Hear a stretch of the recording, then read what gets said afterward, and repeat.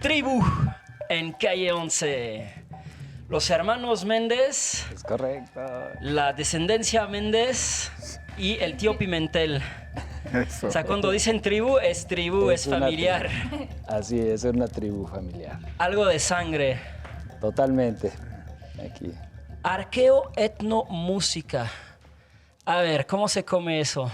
Bueno, lo que ves aquí son reproducciones, algunas, de instrumentos arqueológicos mexicanos, que son del periodo antes de la llegada de los españoles aquí. Y la etnomusicología pues, se encarga de la música tradicional actual, en los grupos indígenas actuales, ¿no? Entonces, nosotros somos etnomusicólogos y somos arqueólogos, entonces con toda esta información hacemos un trabajo nuevo bajo nuestra inspiración y es parte del producto de investigaciones, pues relación con maestros músicos indígenas, el hacer reproducciones fieles de los instrumentos arqueológicos para recuperar los sonidos ancestrales y ponerlos al servicio de la gente moderna de este momento, ¿no? Entonces hacemos inspiraciones a partir de los sonidos de estos instrumentos, ¿no? Me gustaría hacer una precisión. La musicología, que debería estudiar la música, se abocó exclusivamente a la música occidental. Fue necesario crear la etnomusicología para que estudiara la música en general del mundo, incluida la occidental.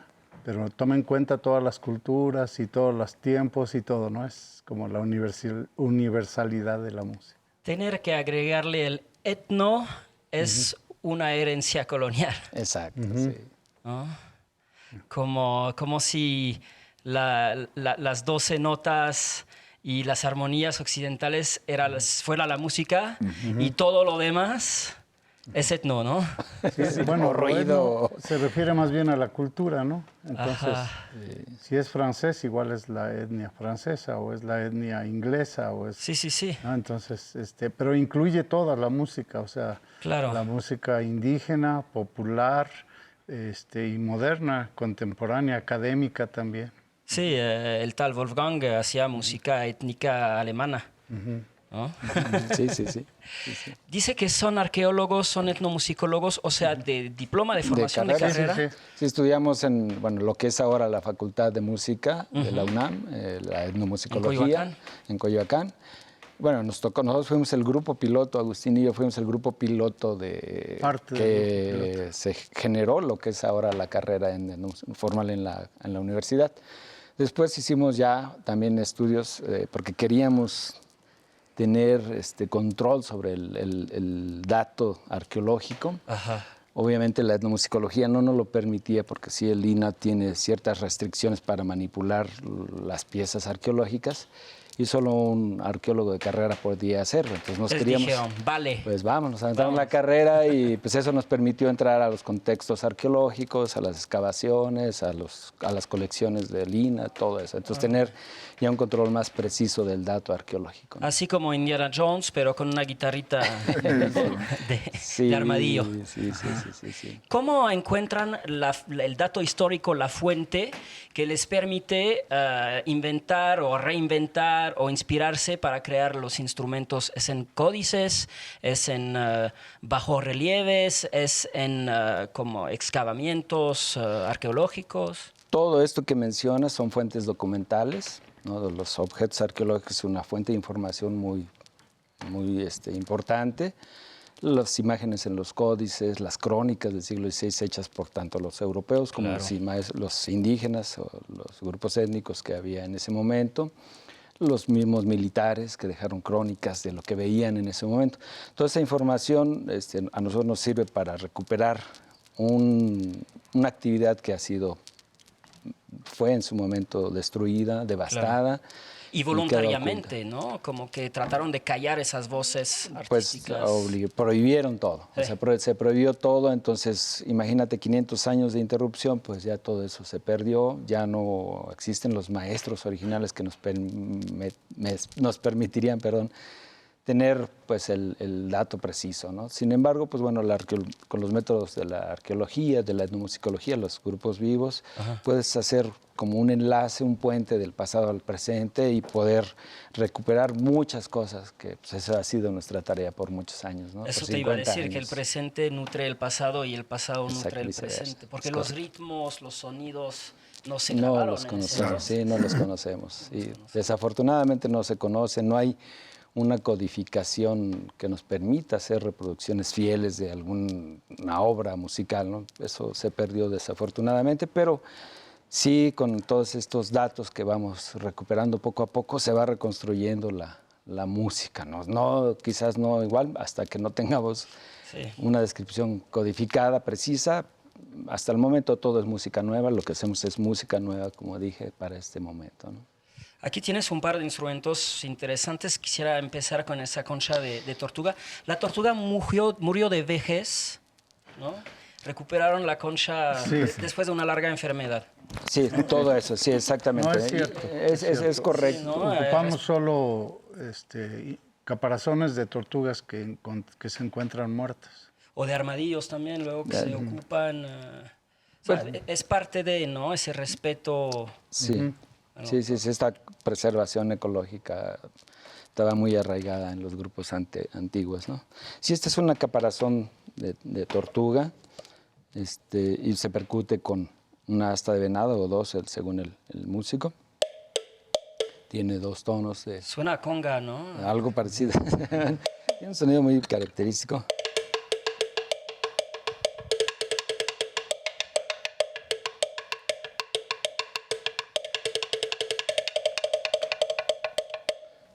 Ahora sí tiene bastante versatilidad, Sí, ¿no? sí, Por ser algo mucho, sí, recuperado de la naturaleza. Sí, ¿no? se pueden hacer. Ya depende de la exploración del músico ahí. Que Claro. El contacto que tenga con el instrumento puede hacer maravillas. O sea, son instrumentos que parecieran muy simples, pero en realidad Hay se una puede hacer, gama de... Sí, una gama de posibilidades infinita. Aquí tienes una serie de conchas y de... Sí, bueno, estos son sartas de capullos de mariposa. Tienen semillas dentro.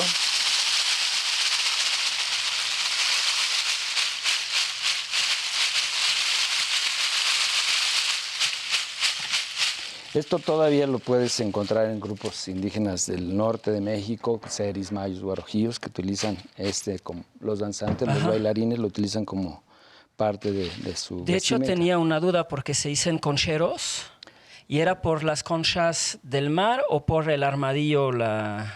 Bueno, ese es otro estilo. Ese es Ajá. ya los grupos modernos Ajá. que hicieron interpretaciones del laúd, las cuerdas Sí, que europeas. ya es mestizaje. Y pues la tecnología que les permitían utilizar, porque les prohibieron usar el ensamblaje y todo eso. Sin embargo, las interpretaciones que la gente hacía de la tecnología para poder tocar un alaúd o un instrumento de cuerda, pues los llevó a ocuparse o valerse de cavidades, ¿no? En este caso la caparazón de armadillo, los calabazos. Y a esos grupos hay un origen de la danza que se llama los concheros, que utilizan estas conchas, ¿no? Pero como guitarras. Pero ya son grupos con una tendencia más reciente, ¿no? Sí, Digamos, claro, por ahí claro. surgen en el siglo XVII, por ahí así, Sí, ¿no? Estos grupos. E inspirados de los instrumentos ya europeos. Ya europeos, exactamente. Sí, son grupos coloniales y la danza se llama danza de conquista, pero la gente les dice de concheros por los instrumentos que tienen conchas. Y aquí, bueno, la otra concha, Es otra concha, esa se sopla, ¿no? es una trompeta de caracol marino.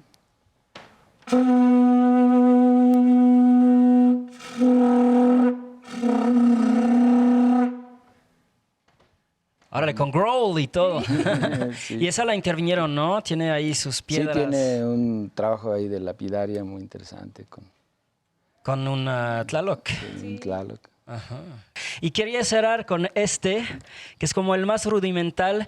Los televidentes no saben, pero esas 2 piedritas las acabamos de sacar de un arreglo floral del Canal 11 que hacían Gracias falta. a Canal 11.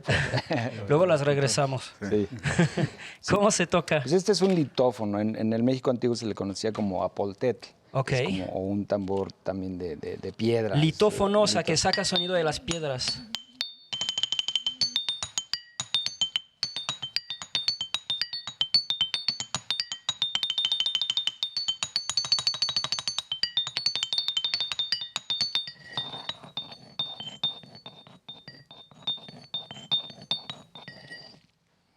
No, bueno, qué cristalino se escucha. Sí, sí, sí. No, uno se sorprende, no pensaría que una piedra que está asociado con la pesadez, la rudeza, ¿no? Lo duro, saque un sonido tan Tan celestial. agradables, tan interesantes. Las lajas, muchas piedras suenan. Hay megalitófonos, hay unas piedras sonoras muy grandes y las puedes encontrar en algunos sitios arqueológicos, como entrada o en el portal de la entrada del sitio arqueológico. Su uso en la antigüedad, pues igual que todo, no se sabe cómo era, pero se han encontrado en los vestigios, en algunas ofrendas, piedras así, lajas, incluso se pueden afinar, se pueden asquear, se dice, les puede desgastar para poder obtener sonidos precisos, ¿no? Pues nos vamos a ir a corte. Regresamos en el round 2. Vamos a hablar de un gran concierto que tienen previstos por sus 50 años de carrera. Así que no se vayan y tampoco se vayan. Seguimos con Tribu en Calle 11.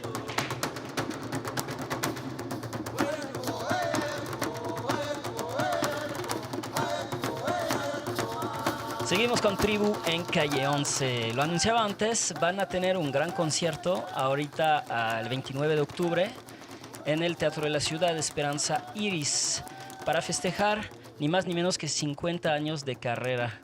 A ver, cuéntenos un poco de esos inicios de Tribu y de 50 años.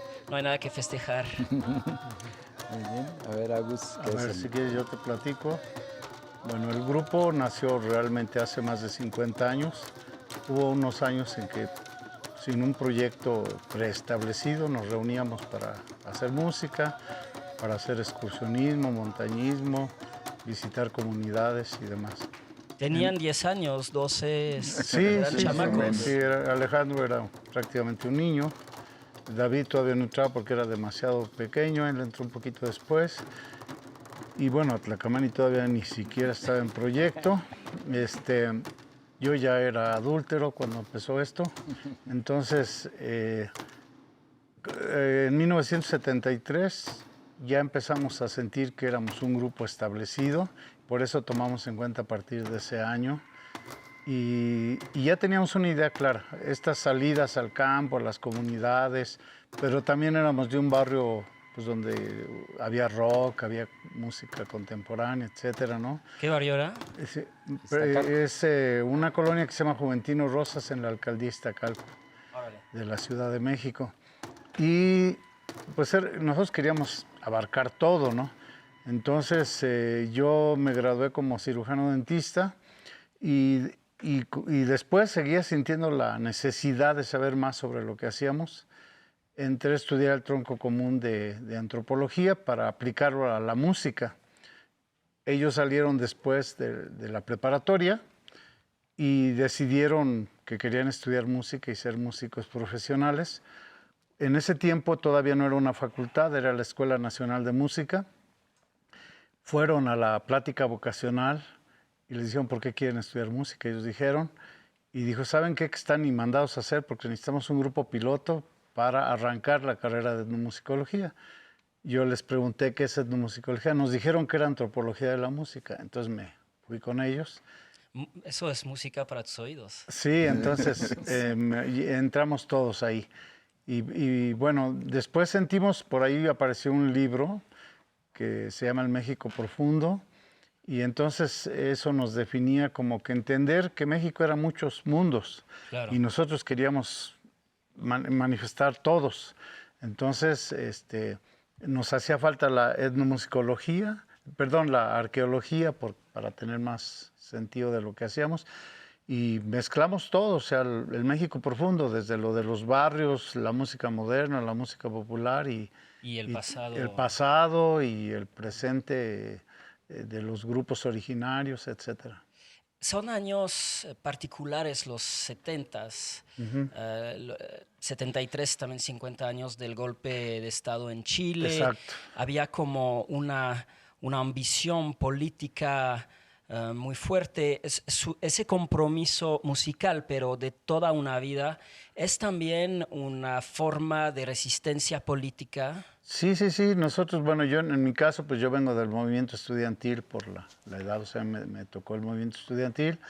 Y nos tocó una época de efervescencia política muy fuerte y a nosotros, pues aquí llegó mucha gente exiliada y cada grupo que llegaba nos influía, ¿no? O sea, llegaban los grupos de Sudamérica y adquiríamos bombos, y adquiríamos sicus y zampoñas y quenas, y llegaban los grupos cubanos y conseguíamos tumbadoras y chéqueres y demás, y así de cada grupo. Pero también nos influía Estados Unidos, la onda hippie, ¿no? El folk rock, el jazz, el blues, etcétera. Entonces, pero además también pues teníamos acceso a la música académica y con todo hemos mezclado, ¿no? O sea, como no cerrarnos, sino al contrario, dejarnos influir para hacer lo que hacemos. Y es algo que luego exportaron a todo el mundo. O sea, han estado en casi todos los países existentes. Han grabado un disco en Japón, un Sí. disco en vivo. ¿Cómo se da eso de ser como embajadores de una parte de la cultura mexicana que exhumieron ustedes mismos del olvido? Sí, yo creo que eso se dio de una forma natural. Yo creo que por el trabajo que veníamos realizando, el hecho de que la gente oyera sonidos que en su vida había escuchado en ese momento. Y la seriedad también académica La que le gente aportan, pensaba ¿no? que estos instrumentos eran sudamericanos, de otras culturas excepto México, ¿no? O sea, la gente aquí en México desconocía estos instrumentos. Eso nos abrió puertas en muchos lugares del mundo, Japón, África, Europa. pues hacia Inglaterra, Francia, Italia. Nos fuimos hacia Sudamérica, nos fuimos a Argentina, hemos estado en Cuba, Perú, etcétera. Jamaica.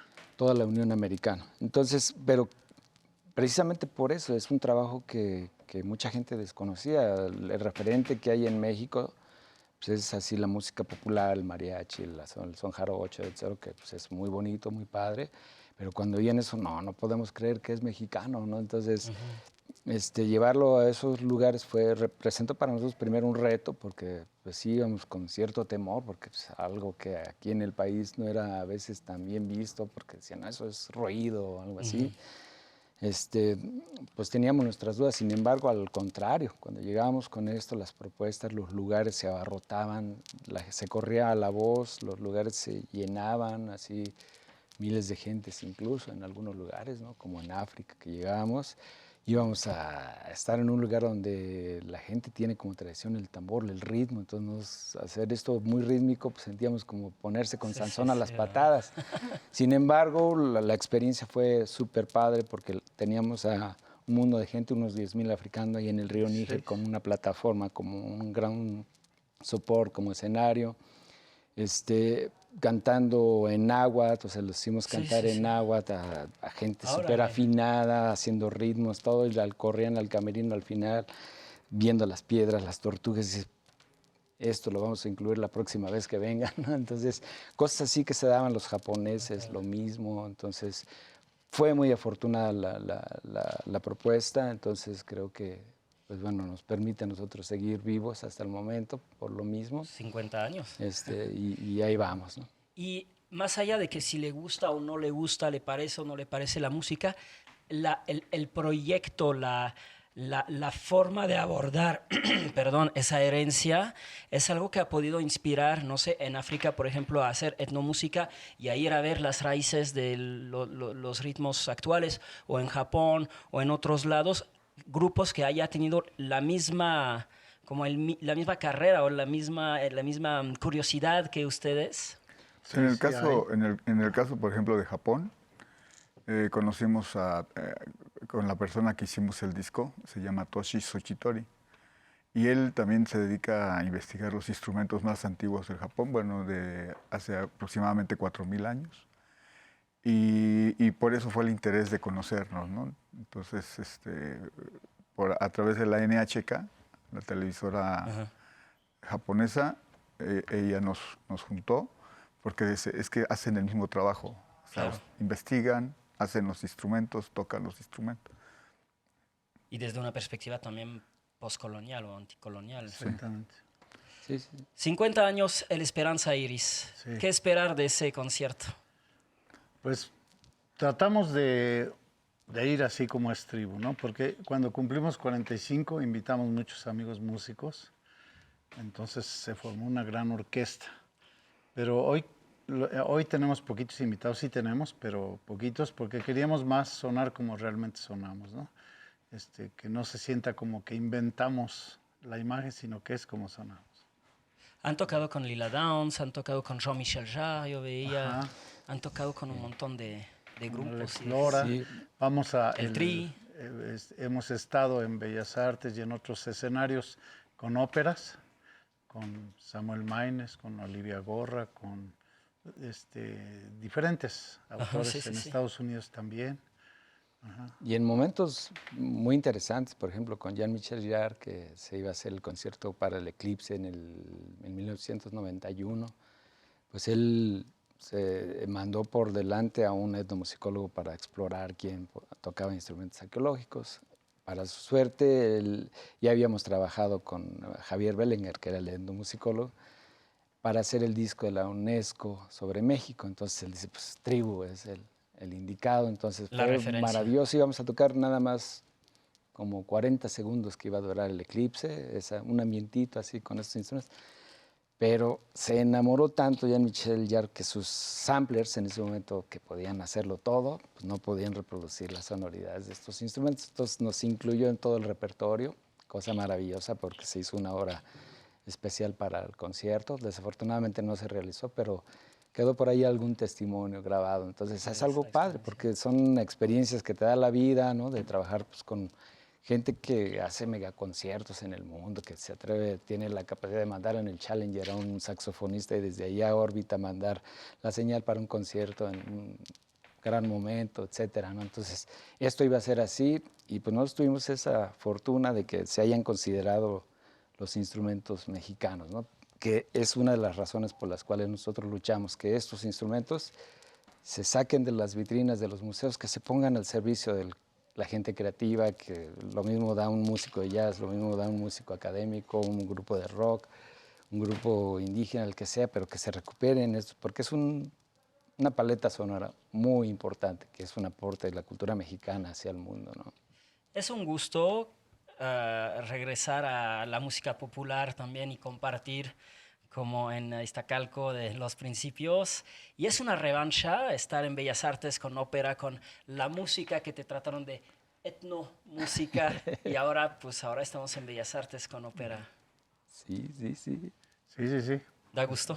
Sí. Pues da mucho creo gusto que sí. porque en realidad pues estos instrumentos merecen, ¿no? O sea, yo creo que entramos en un tema así de discriminación y todo eso que no debe suceder. O sea, estos instrumentos son tan importantes como un piano, como un violín, como un cello, como cualquier otro instrumento occidental, como cualquier otro instrumento tradicional del mundo. Su valía es lo que tiene detrás de la cultura que lo promueve, ¿no?